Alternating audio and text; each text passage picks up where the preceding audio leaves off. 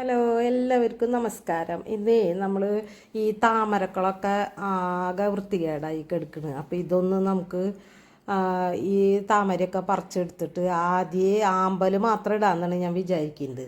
അപ്പോൾ ഒരു 4-5 ടൈപ്പ് ആമ്പൽ ഇപ്പോൾ ഇതിലുണ്ട്. ആ ആമ്പൽ മാത്രം ഇട്ട് കൊടുത്തു കഴിഞ്ഞാൽ അധികം അങ്ങോട്ട് താമരേരെ പോലെ കാട് പിടിച്ച് വളരെയില്ല. കുളം കുറച്ചും കൂടെ ഭംഗി ഉണ്ടാവും എന്നാണ് വിചാരിക്കുന്നത്. അപ്പോൾ ഇതൊക്കെ മുഴുവൻ പറിച്ചെടുത്ത് ആദ്യം റീസെറ്റ് ചെയ്യാൻ പോകുന്നു കേട്ടോ. അപ്പോൾ ഇതിൽ ഞാനിപ്പോൾ കാണിക്കുന്ന ആമ്പലുകളിന് ഇതിലുള്ളത് ഇതൊക്കെ പറിച്ചെടുത്ത് നമ്മൾ ഇനി ഇപ്പോൾ ആദ്യം ഒന്ന് നടാമെന്ന് വിചാരിച്ചിട്ട് ഫുള്ള് കുളം ക്ലീൻ ചെയ്തു. ഇപ്പോൾ ഞാൻ ഇത് ബുൾസായി എന്ന് പറയുന്ന ആമ്പലാണ്. പിന്നെ ഇത് പേപ്പറോൺ പിങ്ക്. ഇതൊക്കെ നല്ല ഭംഗിയുള്ള ആമ്പലാണ്, കുറച്ച് വില കൂടിയ ആമ്പലാണ് കേട്ടോ ഇതൊക്കെ. അപ്പോൾ ഇതൊക്കെ ഇനിയിപ്പോൾ ഇതിൽ ആദ്യം സെറ്റ് ചെയ്യാൻ പോണത് ബുൾസായി എന്ന് പറയുന്ന ആമ്പൽ. ഇത് കുറച്ച് വലിയ പൂവാണ്, കുറച്ചധികം ഇതളുകളുണ്ട്. ഇതും നല്ലൊരു കളറ് പൂവാണ് കാണാനായിട്ട്. പൂവാഡോൾ എന്ന് പറയുന്ന വെറൈറ്റീന് ഇത് മാർക്കറ്റിൽ ഇറങ്ങിയപ്പോൾ കുറച്ച് എക്സ്പെൻസീവായിരുന്നു, വില കൂടിയ ആമ്പലായിരുന്നു. 4500-5000 രൂപ വരെ വിലയുണ്ടായി. ഒരു അടിപൊളി വെറൈറ്റി ആമ്പലിന് കേട്ടോ. ഇത് കാണാനായിട്ട് താമരക്കുളം തന്നെ ഇപ്പം നമ്മൾ ഇതുപോലെ ആക്കിയിട്ടാ ആവശ്യമുള്ള ആമ്പൽ മാത്രം ഇട്ട് കൊടുത്തു. ഒരു 4-5 വെറൈറ്റി ആമ്പലിട്ട്.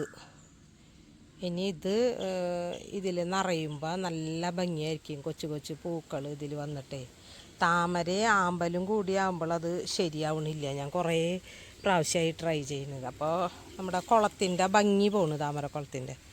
അപ്പം അതുകൊണ്ടാണ് ഇന്നലെ ഇപ്പോൾ ഇത് ഞങ്ങൾ ക്ലീൻ ചെയ്ത് ഇതുപോലെ ആക്കിയിട്ടുള്ളത്. താമരക്കുളത്തിൻ്റെ ഒരു സൈഡ് ഈ എപ്പീഷ്യന് വെച്ച് കൊടുത്തിട്ടുണ്ടായിരുന്നത്.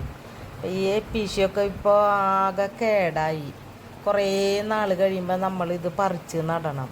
ഇതൊക്കെ കുറച്ച് വളർന്ന് കഴിയുമ്പോൾ താഴേക്ക് ഇറങ്ങി വളമൊക്കെ വലിച്ചെടുത്ത് പെട്ടെന്ന് വളരും. പിന്നെ അത് കഴിഞ്ഞിട്ട് ഇത് ഒരേ സൈഡിൽ നിന്ന് ഉണങ്ങി ഇത് താഴേക്ക് ഇങ്ങനെ അടർന്ന് വീഴും.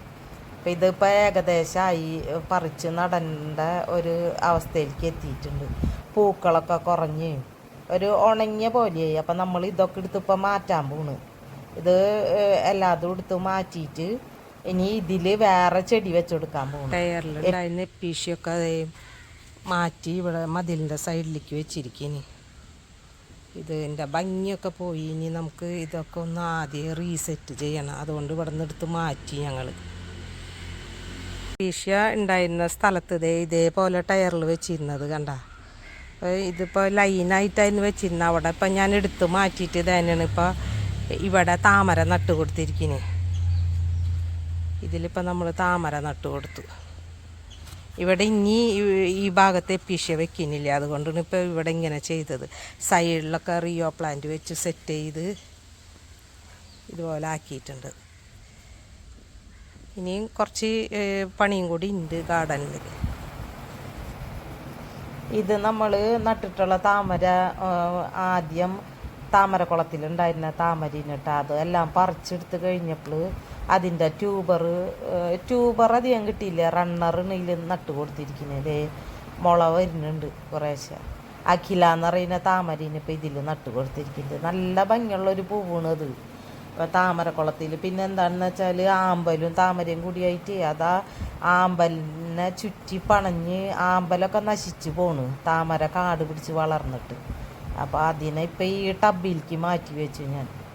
സൈഡിലൊക്കെ റിയോ പ്ലാന്റ് വെച്ച് ഇങ്ങനെ നല്ല തിക്കായി സെറ്റ് ചെയ്ത് വെച്ച്. അപ്പോൾ കാണാൻ നല്ല ഭംഗിയുണ്ട്. കണ്ട ആ റിയോ പ്ലാന്റ് ഇരിക്കുന്നതും ഇങ്ങനെ ദൂരെ നിന്ന് നമ്മൾ നോക്കുമ്പോൾ നല്ല രസമുണ്ട്. ഇനി ആ താമരയും കൂടി വളർന്നാൽ നല്ലതാണ്. ടയറിൽ എപ്പീഷ്യനൊക്കെ മാറ്റി എന്നിട്ട് ഇതിനാണ് ഈ റിബൺ ഗ്രാസ് വെച്ച് കൊടുത്തു.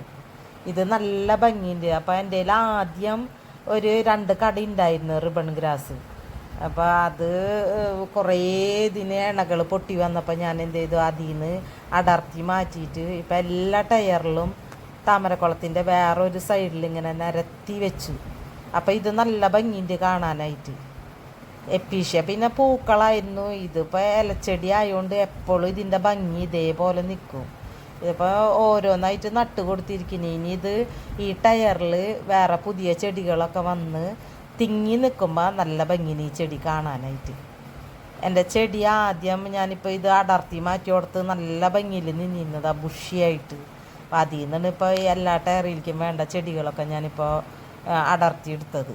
അപ്പോൾ കുറച്ച് ഭംഗി കുറഞ്ഞു. ഇനിയിപ്പോൾ ഇത് തിക്കായി പിടിച്ച് വരുമ്പോൾ നല്ല ഭംഗിന് കാണാനായിട്ട്. താമരക്കുളത്തിന് ചുറ്റും ദേ ഇങ്ങനെ വെച്ച് കൊടുത്തിട്ടുണ്ട്. ഞാനൊരു 5-8 ടയറിൽ ഇതേപോലെ സെറ്റ് ചെയ്ത് കൊടുത്തു. ഇപ്പം വേറൊരു ഭംഗിയായി. താമരക്കുളം വൃത്തിയാക്കിയത് ഞാനും മിനിയും കൂടിയിട്ട് ഇനി ഒരേ ബേസൺ ആമ്പലിൻ്റെയും താമരയുടെയും ഒക്കെ വെള്ളത്തിൽ നിന്ന് ഞങ്ങൾ രണ്ടാളും കൂടി പൊക്കിയെടുത്തു.